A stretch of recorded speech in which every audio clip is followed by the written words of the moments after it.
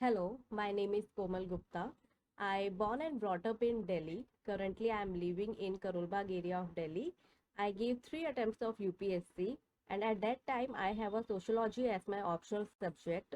I found this subject very natural and familiar with me, so I decided to pursue my career in sociology.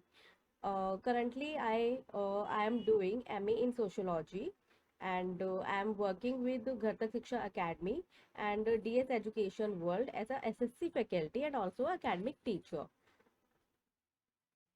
चलिए फिर देखते हैं कि UCG net JRF का exam आप कब दे सकते हो। नेट जेआरएफ का एग्जाम आप तब दे सकते हो जब आप या तो एमए के अंदर एनरोल हो चुके हो, आपने अपने आप को एनरोल करवा लिया है एमए के अंदर, या फिर आपकी एमए कंप्लीट हो चुकी है। दोनों में से कोई भी अगर आप कर रहे हो तो आप नेट जेआरएफ का एग्जाम दे सकते हो। ठीक है। अब नेट जेआरएफ के अंदर होता क्या है, एक तो होता है कि आप अगर नेट क्लियर क्वालिफाई कर लेते हो, ठीक है, अगर आप नेट क्वालिफाई कर लेते हो तो आपको एक असिस्टेंट प्रोफेसर की आपकी जॉब लगती है। जेआरएफ अगर आप क्लियर कर लेते हो, जेआरएफ क्लियर करने के लिए आपको नेट से ज़्यादा नंबर चाहिए होते हैं। अगर नेट की कट ऑफ अगर समथिंग अराउंड गई है 60 से 65 के बीच में, तो जेआरएफ की कट ऑफ जाएगी आपकी 70 to 75% के बीच में। ठीक है। तो आप जब जेआरएफ अपना क्लियर कर लेते हैं, तो जेआरएफ क्लियर करने के बाद में आप पीजीडी के लिए, सॉरी, पीएचडी के लिए एलिजिबल हो जाते हैं। ठीक है। तो अब देखते हैं कि इसको एग्जाम को क्लियर करने का क्राइटेरिया क्या है। सबसे पहले तो हमारे पास में पेपर वन और पेपर टू, दो पेपर होते हैं। पहला पेपर जो होता है पेपर वन, वो सबके लिए सेम होता है, चाहे आप साइकोलॉजी बैकग्राउंड से हो, चाहे सोशोलॉजी बैकग्राउंड से हो, चाहे इंग्लिश लिटरेचर बैकग्राउंड से हो, किसी भी अगर आप बैकग्राउंड से हो, तो आप पेपर वन तो आपके लिए कंपलसरी है, वो सबके लिए इक्वल आएगा। ठीक है। अब पेपर वन के अंदर क्या क्या होता है, आपकी मैथ्स होगी, क्वांट होगी, ठीक है, रीजनिंग होगी, जनरल नॉलेज होंगी, तो इस तरीके के आपके 50 क्वेश्चंस आते हैं। और पर क्वेश्चन 2 मार्क का होता है, तो इसकी आपकी टोटल वेटेज होती है 100 मार्क्स की। ठीक है, 100 मार्क्स की होती है, इसके अंदर कोई नेगेटिव मार्किंग नहीं होती है किसी के लिए भी। पेपर टू आपका वो पेपर होगा जिसके अंदर आप एमए कर रहे हो या कर चुके हो। ठीक है। जैसे हम यहाँ पे सोशोलॉजी की बात करेंगे, क्योंकि हम सोशोलॉजी पढ़ेंगे, तो सोशोलॉजी के आपके 100 क्वेश्चन आते हैं, और आपका जो नंबर ऑफ क्वेश्चन होते हैं 100, और मार्क्स आपके होते हैं 200। ओके। इसके अंदर भी कोई नेगेटिव मार्किंग आपकी नहीं होती है। ये हमारा यूसीजी नेट सोशोलॉजी का सिलेबस है, जिसके अंदर आपकी टोटल 10 यूनिट है। पहली यूनिट के अंदर हम पढ़ेंगे sociological theory, classical sociological tradition, structure functionalism, structuralism, तो ये सारी आपकी research methodology and methods. Third unit है आपकी बेसिक कॉन्सेप्ट एंड इंस्टीट्यूशंस। इसके अंदर हम जैसे पढ़ेंगे सोशल स्ट्रेटिफिकेशन कैसे कैसे होता है, ब्यूरोक्रेसी होती है, उसकी हायरार्की क्या होती है, मैरिज इंस्टीट्यूशन है, रिलीजन है, किनशिप है, इन सब के बारे में यहाँ पे पढ़ाया जाता है। यूनिट 4 के अंदर आपका रूरल और अर्बन ट्रांसफॉर्मेशन के क्या क्या दोनों के अंदर ट्रांसफॉर्मेशन देखी गई है। जैसे हम पहले थे आज हम वैसे नहीं रहते हैं, तो क्या क्या चेंजेस आए हैं, क्या क्या ट्रांजिशन पीरियड्स आए हैं, तो इनको हम यहाँ पर पढ़ते हैं। ठीक है। अगला देखते हैं। यूनिट 5 में हम पढ़ेंगे अपना state politics and development. Unit 6 में हम पढ़ेंगे अपनी इकोनॉमी एंड सोसाइटी को। अब इकोनॉमी और सोसाइटी के अंदर क्या होता है कि इकोनॉमी हमें लाइवलीहुड के लिए क्या चाहिए होता है, पैसा चाहिए होता है इकोनॉमी। तो हम देखेंगे कि कैपिटल मार्केट कैसी है, लेबर मार्केट कैसी है, हम इस चीज़ को डिस्कस करेंगे। लेबर लॉ के अंदर क्या क्या चेंजेस आए, पहले क्या लेबर लॉ थे, क्या रिलेशन है, changing nature of labour relations क्या क्या है, ये देखेंगे। ग्लोबल बिजनेस एंड कॉर्पोरेट्स कैसे वर्क करता है, इसको देखेंगे हम। यूनिट 7 के अंदर हम इन्वायरमेंट एंड सोसाइटी को पढ़ेंगे। अब इन्वायरमेंट कैसे कनेक्ट है, मतलब हमारा नेचर कैसे कनेक्ट है सोसाइटी के साथ में। हम हैं, हम कहाँ रहते हैं, पेड़ लगाते हैं, पेड़ से फ्रूट्स मिलते हैं, उसको कैसे यूज़ करते हैं, उनका हम पे क्या इफेक्ट पड़ता है, हम उनको क्या क्या इफेक्ट पहुंचा रहे हैं। जैसे हम इतना पॉल्यूशन कर रहे हैं तो इन्वायरमेंट पे, अब सोसाइटी के कारण ही तो पॉल्यूशन बढ़ रहा है ना, तो इन्वायरमेंट पे क्या इसका इफेक्ट पड़ रहा है, हम इस चीज़ को यहाँ पे करते हैं। माइग्रेशन कर रहे हैं या इमाइग्रेशन हो रहा है, माइग्रेशन हो रहा है, इस चीज़ को हम यहाँ पे पढ़ेंगे। यूनिट 8 के अंदर हम देखेंगे फैमिली, मैरिज एंड किनशिप, कि फैमिली कैसे, एक फैमिली वर्क करती है, कितनी तरह की हमारे पास फैमिली होती है, न्यूक्लियर फैमिली होती है, ज्वाइंट फैमिली होती है, ठीक है, अलग अलग अब मल्टीपल टाइप्स ऑफ फैमिलीज आ गई है कि ज्वाइंट फैमिली भी कैसी ज्वाइंट फैमिली, ठीक है, न्यूक्लियर में भी कैसी न्यूक्लियर फैमिली, मैरिज कितनी तरीके के मैरिज सिस्टम आ गए हैं। हिंदू के अंदर अलग मैरिज होती है, जैनिज्म के अंदर अलग मैरिज सिस्टम है, मुस्लिम का अलग मैरिज सिस्टम है। तो मैरिज काम कैसे करती है, क्या इसके पीछे फैक्टर होते हैं, इन सब चीज़ों को हम यहाँ पर पढ़ते हैं अपना। 9th यूनिट के अंदर हम पढ़ेंगे कि साइंस और टेक्नोलॉजी कैसे रिलेटेड है सोसाइटी से। ठीक है, साइबर क्राइम है। ठीक है, साइबर क्राइम इतना बढ़ गया है आजकल कि बैंक से एक लिंक आता है, उसको दबाया, बैंक से पैसे निकल गए। ठीक है, तो साइबर क्राइम अब कैसे डेवलप हुआ, ठीक है, ये सब टेक्नोलॉजी ही तो है जो डेवलप हो रही है। तो इसको हम कैसे अपनी सोसाइटी से, जो इसका इफेक्ट है वो किस पे पड़ रहा है, सोसाइटी पे तो पड़ रहा है, इंडिविजुअल पे ही तो पड़ रहा है इसका इफेक्ट। तो इसको हम यहाँ पर इस तरीके से पढ़ेंगे। यूनिट 10 के अंदर आपका कल्चर के ऊपर बात करी गई है कि कल्चर में क्या क्या बदलाव आए हैं या फिर सिंबॉलिक क्या चेंजेस आए हैं, रिचुअल, बिलीफ और प्रैक्टिस। तो सबके रिचुअल्स अपने अलग अलग होते हैं। हर कोई शादी ज़रूरी नहीं है कि हर कहीं पर शादी रात को ही होगी, कहीं पर सुबह भी होती है। ठीक है, सबके रिचुअल्स अलग अलग होते हैं मैरिजेस को लेके, या फिर कुछ भी हो सकता है। ठीक है, बिलीफ अलग अलग होते हैं, सबकी मान्यताएं अपनी अलग अलग होती है। तो हम यहाँ पे यूनिट 10 के अंदर हम वो पढ़ेंगे। ओके, ठीक है। तो हम अपनी जो 100 डेज की जर्नी है उसके अंदर क्या कवर करेंगे, उसके अंदर हम अपने थिंकर्स को कवर करेंगे। हमारे पास में 25 से भी ज़्यादा थिंकर हैं यहाँ पर, और उनको कवर करना मुझे लगता है बहुत ज़्यादा डिफिकल्ट हो जाता है, क्योंकि ईच एंड एवरी थिंकर को हर एक बारीकी से कवर करना, उनको समझना, उनको एक दूसरे के साथ रिलेट करना, उनकी थ्योरीज को एक दूसरे के साथ रिलेट करना, ये खुद में एक बहुत बड़ा चैलेंज है।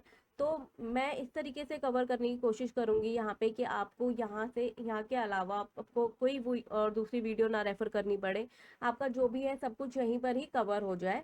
तो ईच एंड एवरी थिंकर को हम उनकी छोटी से छोटी बातें, उनकी छोटी से छोटी थ्योरी, उन्होंने क्या क्या एग्जाम्पल लिए, उन्होंने कहाँ कहाँ जाके रिसर्च करी, उन्होंने कौन कौन सी बुक लिखी, हम सब कुछ यहाँ पे कवर करेंगे।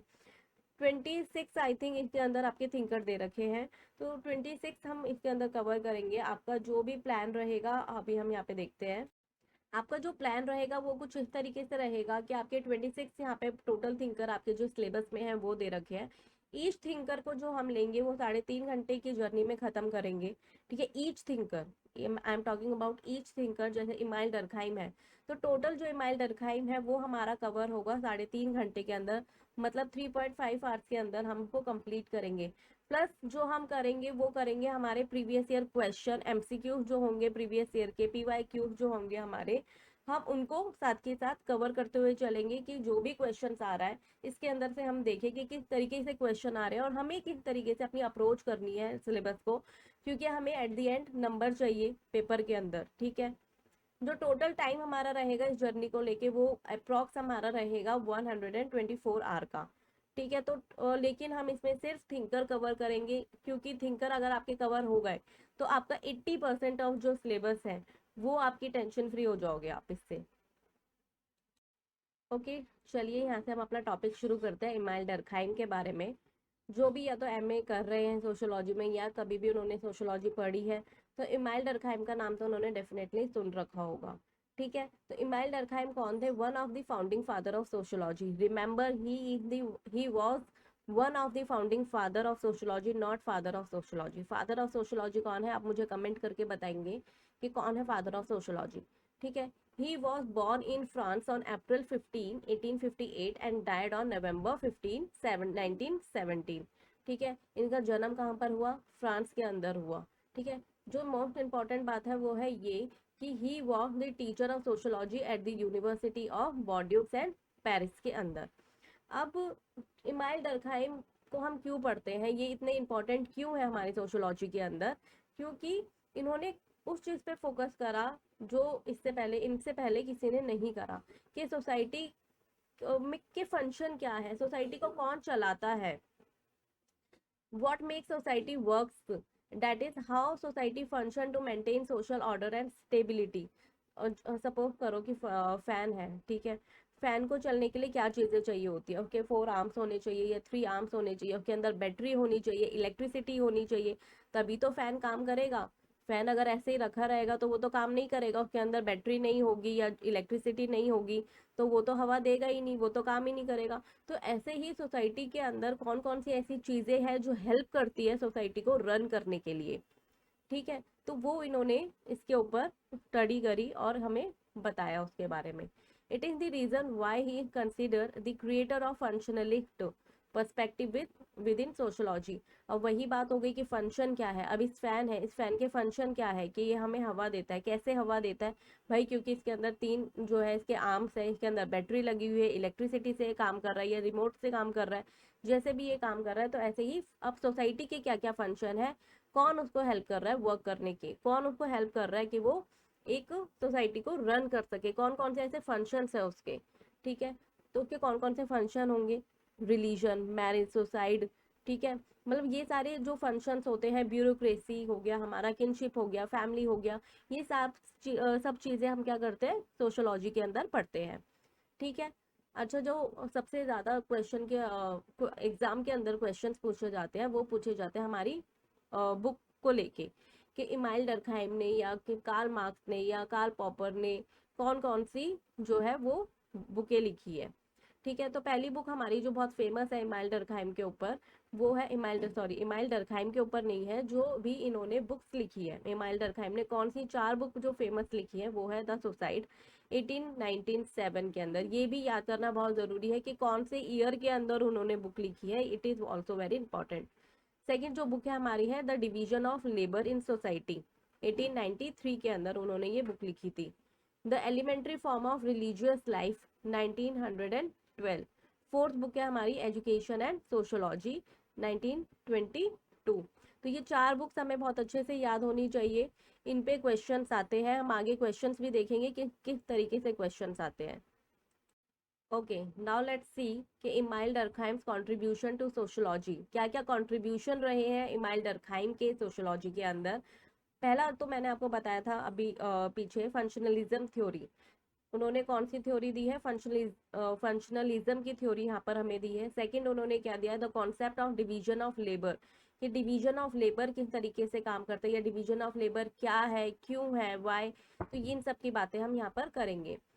थर्ड कॉन्सेप्ट जो उन्होंने दिया है सोशल सॉलिडेरिटी, कि सोशल सॉलिडेरिटी क्या होती है। सॉलिडेरिटी मतलब एकता, यूनिटी, सोशल सॉलिडेरिटी का कॉन्सेप्ट उन्होंने हमें यहाँ पर दिया। उन्होंने फोर्थ में हमें बताया कि टर्म सोशल फैक्ट के ऊपर उन्होंने बात की कि कौन कौन से सोशल फैक्ट है सोसाइटी के अंदर। फिफ्थ के अंदर उन्होंने collective conscience and value consensus के ऊपर हमें बताया। कॉन्सेप्ट ऑफ एनोमी का उन्होंने कॉन्सेप्ट दिया। थ्योरी ऑफ सोसाइटी के ऊपर इन्होंने बात करी। This all seven are very important. तो इन सबको हम समझेंगे अपने अगले वीडियो के अंदर। पहले हम यहाँ पे बात करेंगे अपनी फंक्शनलिज्म थ्योरी के ऊपर। फंक्शनलिज्म थ्योरी है क्या?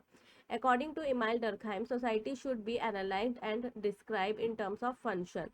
किस तरीके से हमें सोसाइटी को देखना चाहिए? कि फंक्शन के रूप में हमें देखना चाहिए कि सोसाइटी के क्या क्या फंक्शंस हैं, सोसाइटी किन फंक्शंस को लेके काम करती है, सोसाइटी के अंदर क्या क्या चीजें हैं जो को हेल्प करती है रन करने में, उनके फंक्शंस को हम जानेंगे यहाँ पर। Society is the system of interrelated part where no one part can function without the other. अब यहाँ पे बोला जा रहा है, जैसे मैंने आपको फैन का एग्जाम्पल दिया, अब बैटरी का काम सिर्फ बैटरी ही कर सकती है, ठीक है, और उसकी जगह पर कोई नहीं कर सकता, ठीक है। जो उसके 4 आर्म्स है या 3 आर्म्स है फैन के, वो फैन के 3 आर्म्स ही कर सकते हैं, कोई दूसरा नहीं कर सकता उसका काम, ठीक है। तो ऐसे ही कि हम अपना काम हमारी जगह कोई रिप्लेस नहीं कर सकता, तो इसके अंदर यही बोला गया है कि हम किसी को रिप्लेस नहीं कर सकते, जो जिसका काम है वही करेगा, तो ही सोसाइटी अच्छे से रन कर पाएगी, ठीक है। हर हर एक पार्ट इंपॉर्टेंट है सोसाइटी के अंदर। अगर हम एक भी पार्ट निकाल के फेंक देते हैं तो सोसाइटी उस तरीके से प्रॉपरली काम नहीं कर पाएगी।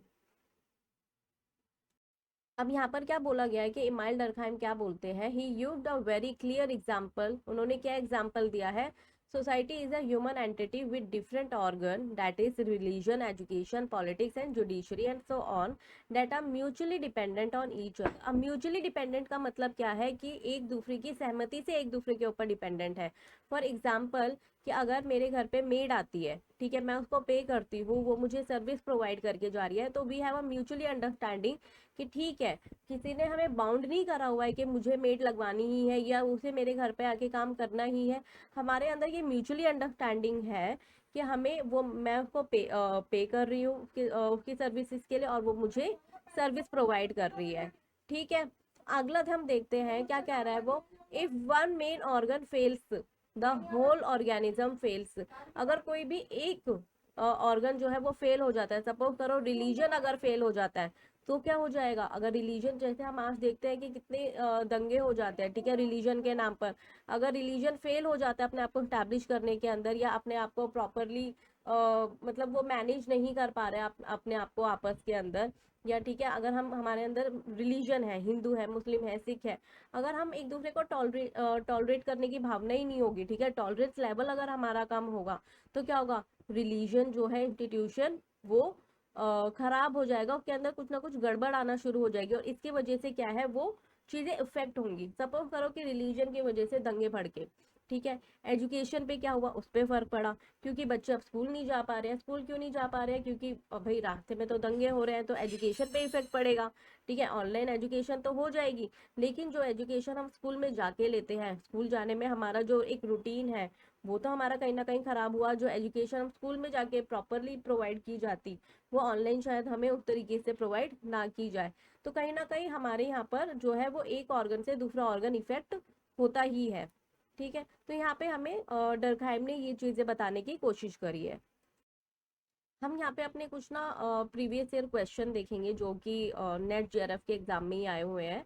तो पहला हमारा यहाँ पे क्वेश्चन है, who is the author of book the elementary forms of religious life. अभी जो हमने 4 बुक देखी थी, उसके अंदर एक बुक ये भी मैंने आपको पढ़ाई थी, the elementary form of religious life, किसने लिखी है, तो ये हमारी लिखी है इमाइल डर्कहाइम ने। तो इसका आंसर है आपका ऑप्शन बी।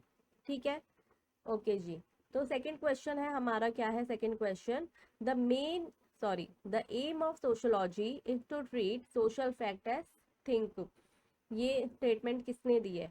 अभी जब मैंने आपको 7 बातें बताई थी इमाइल डर्कहाइम के बारे में कि उसने कौन कौन से चीज़ों के ऊपर काम करा है सोशोलॉजी में, तो एक चीज़ ये भी थी, सोशल फैक्ट के बारे में हमें डर्कहाइम ने बताया है। तो हमारा इसका ऑप्शन क्या हो जाएगा, डी, इमाइल डर्कहाइम। ओके जी। ओके, तो थर्ड क्वेश्चन है हमारे यहाँ पर, Emile Durkheim define society as. किस तरीके से इमाइल डर्कहाइम जो है वो सोसाइटी को डिफाइन करते हैं। पहला ऑप्शन है, ये मैंने ऑप्शन यहाँ पे अरेंजमेंट गलत हो गई है। पहला ऑप्शन है हमारा होमोजीनियस कम्युनिटी, सेकंड है कम्युनिटी ऑफ आइडियाज, थर्ड है मोरल कम्युनिटी, थर्ड है इथिकल कम्युनिटी। तो वो कैसे डिफाइन करते हैं email Durkheim, it is moral community के हिसाब से वो डिफाइन करते हैं। ओके, फोर्थ क्वेश्चन है हमारा, when two people interact with each other they form, option number D है हमारा dyad group. Option number D हमारा क्या हो जाएगा, dyad group. Okay, thank you for watching this video.